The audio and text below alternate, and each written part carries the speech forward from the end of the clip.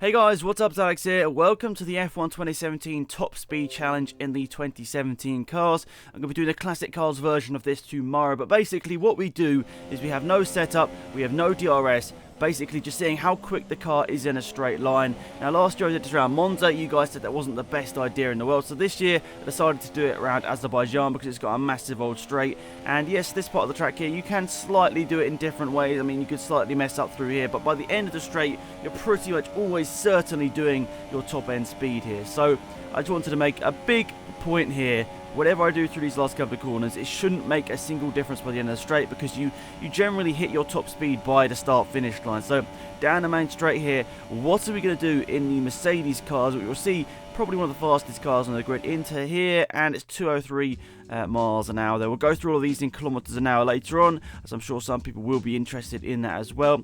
Basically, this screenshot is taken from basically the line, or the frame I should say, before we go over that line. So you can see there, that line's just in front of us here, and well, that's where we're taking our screenshot for this test, because it sort of slows you down once you go past that. So next up is the Ferrari car. Of course, Mercedes and Ferrari having a big championship battle in real life, but which one's going to be quicker in a straight line? It'd be interesting if you guys can leave your opinions down below, what you guys would think would be the fastest car before we start this test. So before we complete this test, leave it in the comment sections right now who you guys think will be the fastest car in a straight line. So now going down the main straight here in the Ferrari, I don't think we're matching quite the speeds we hit in the Mercedes car here down this straight as we head down to turn 1 to get this screenshot. It's going to be quite close between the two cars here, but I think the Mercedes is going to edge it. The Ferrari hits 200 miles an hour, so only what, 3 miles an hour in it, but still the Mercedes has a bit of a substantial lead in the top speed test right now. I think this definitely shows to us, like, it confirms what we probably already knew, that the Ferrari is a much better car around the corners than the Mercedes, but the Mercedes does have the grunt down the straight, which the Ferrari can just not match. So next up we're going to have Red Bull. So this is going to be 3 cars, 3 different power units. So first off we have Mercedes, of course, with the Mercedes power unit, Ferrari with the Ferrari power unit, Red Bull with the, in quotations, Tag Heuer power unit, but it's of course a Renault power unit under that car. So the same as the Renault and the Taurus, I think, later on in this episode. So we're going to be seeing how quick this car is in a straight line. Of course the Red Bull is good through the corners, but how quick is it going to be in a straight line? I think this is going to be one of the slower cars from experience in the past on these games. Red Bull have a lot of downforce, and of course standard setup means we can't make any adjustments to that. Down to the first corner, Ferrari 200. What's Red Bull going to do? 199. So that's a really interesting one. Very close there. A bit closer than I expected there. I think it definitely shows Red Bull and Renault have made gains in the top end speed this year. Last year they didn't have the greatest top end speed in the world, but this year I think they've made very, very steady gains, and I think, as we've seen right here, very similar between themselves and Ferrari for the second best engine on the grid. But the Mercedes power unit still clear, which is quite prominent in this test here. So let's switch over to a Mercedes power unit car, which is the Williams racing car right here. So through the last couple of corners here in Azerbaijan, I really look forward to doing the classic car test as well tomorrow, guys. Let me know in the comment section down below which you think will be the quickest classic car in the game. And of course that's including the 88 McLaren as well, the MP4/4. So now down the main straight here in the Williams, this is my personal bet for the quickest car on a straight line here. So down the main straight, we're already hitting what the Mercedes hit, 203 here. Can we go even further, or is it going to max out? No, 204. We hit 204, which is an interesting little thing there. Even though obviously it's the Mercedes power unit in the back there, the Williams is a bit more of a slick car through the air, doesn't have quite as much downforce as the Mercedes car, meaning now at the end of the straight here, they've got an extra mile an hour in hand over the Mercedes car, of course, with that same power unit.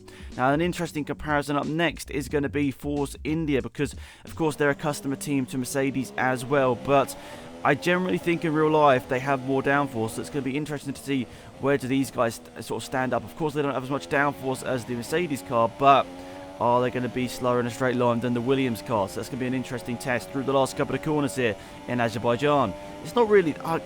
would you even call them corners, really? Because you're flat in 2017 cars. I don't think you'd be flat in some of the classic cars, but you're definitely flat in these cars. So 201, 202... We're going to get 203, we get 203, might be able to get 204 by the end of the straight. Are we? No. Possibly. No, not 203, so very close in it here right now, but it's a Mercedes 123 power units in terms of the cars we've tested so far, which is quite impressive here. Mercedes doing an incredible job here, and I think definitely sort of cementing what we knew already, that they have probably the best power unit on the grid. Next up is Renault. Of course, they had a good run earlier on with the Red Bull team. How are they going to beat as the customer team? It's going to be an interesting one. So for a bit of context for this Renault run right now, the Red Bull car did 199, obviously powered by Renault. Ferrari did 200 and Mercedes did 203.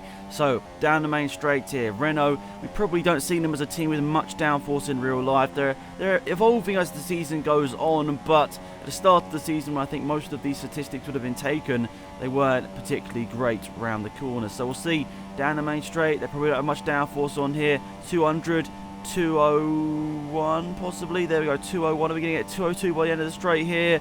Not quite. So 201 miles an hour, which is impressive. Means it beats the Ferrari in a straight line and the Red Bull Racing as well. Red Bull by 2 and Ferrari by 1 miles an hour.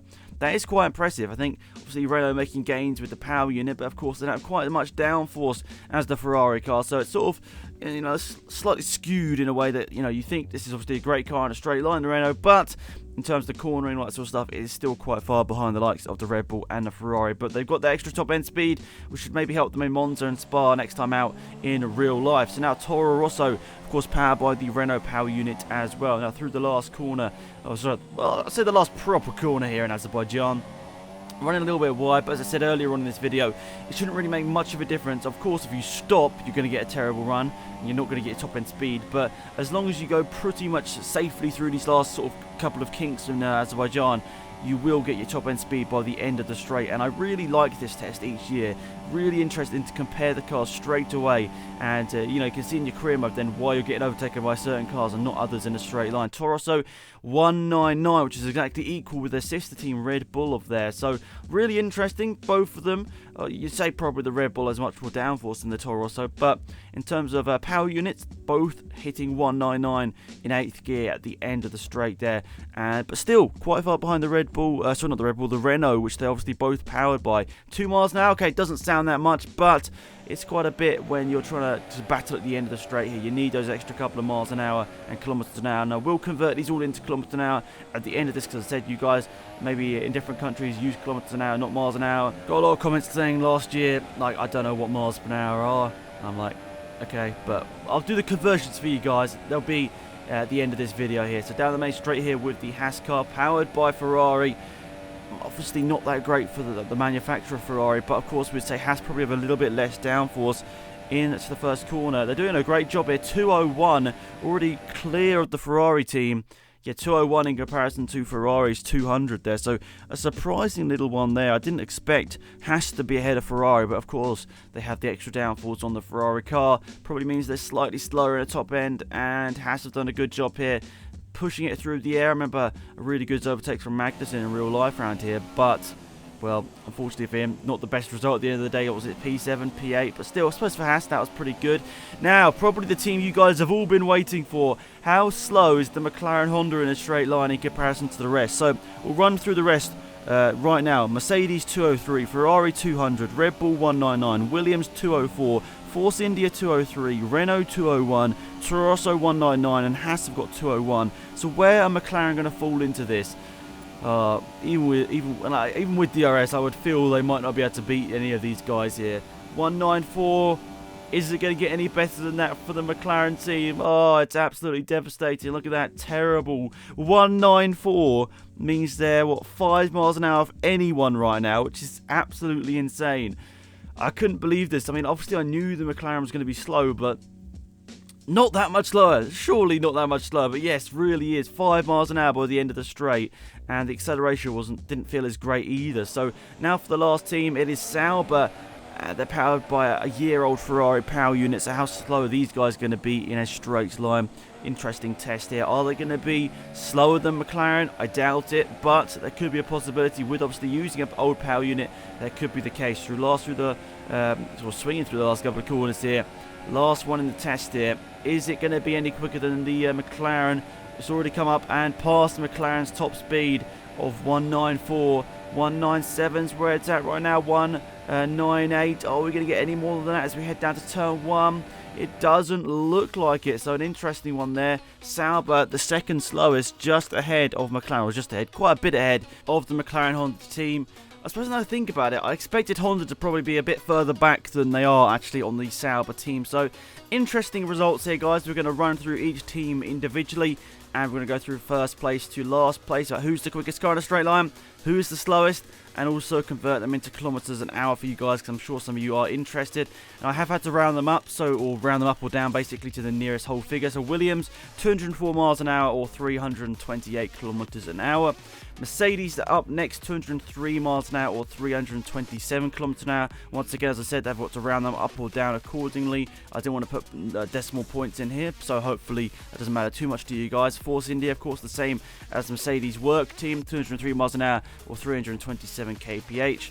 Then next up we have Renault, surprisingly you'd say, 201 miles an hour or 323 kilometers an hour. I was quite surprised with that one, to be fair. I thought they would have been a bit further down because I thought their power unit was going to be pretty rubbish. Next up, Haas with the Ferrari power unit, 201 miles an hour and 323 kph. That's surprising once again that they're obviously ahead of the Works team, probably with less downforce. The Works team, of course, 200 miles an hour and 322 kilometers an hour. So there's not much in it between the top guys so far, only a couple of miles an hour in it. But then we start to get into the slower cars here. Red Bull Racing, 199 miles an hour in a straight line, 320 kilometers per hour. Probably didn't really expect too much of those guys, to be honest, with that Red Bull Renault power unit, I should say. Toro the same as the Works team, 199 and 320 respectively. Probably expect them to be, with the Works team, to be perfectly honest. But then Sauber, 198 miles an hour and then 319 kilometers an hour. I said once again, they've got to be rounded up or down just to make it a little bit cleaner there in the graphics. Now, lastly, well, we expected this one. McLaren Honda, 194 miles an hour, 4 miles an hour slower than anyone else, and 312 kilometers an hour. I'm just so surprised. I totally didn't expect them to be that far down. And I don't know, do I? It's so tough to know. I suppose I did, but it's still shocking to see the results like they are. So, yeah, thanks for watching, guys. Hopefully you enjoyed the video. Please remember to subscribe to the channel if you are new, and also like the video if you enjoyed it. Please leave your comments down below, any other suggestions or sort of stuff you'd like me to test on F1 2017 before the launch. Thanks for watching. Have a big day, and I'll see you guys soon. Goodbye.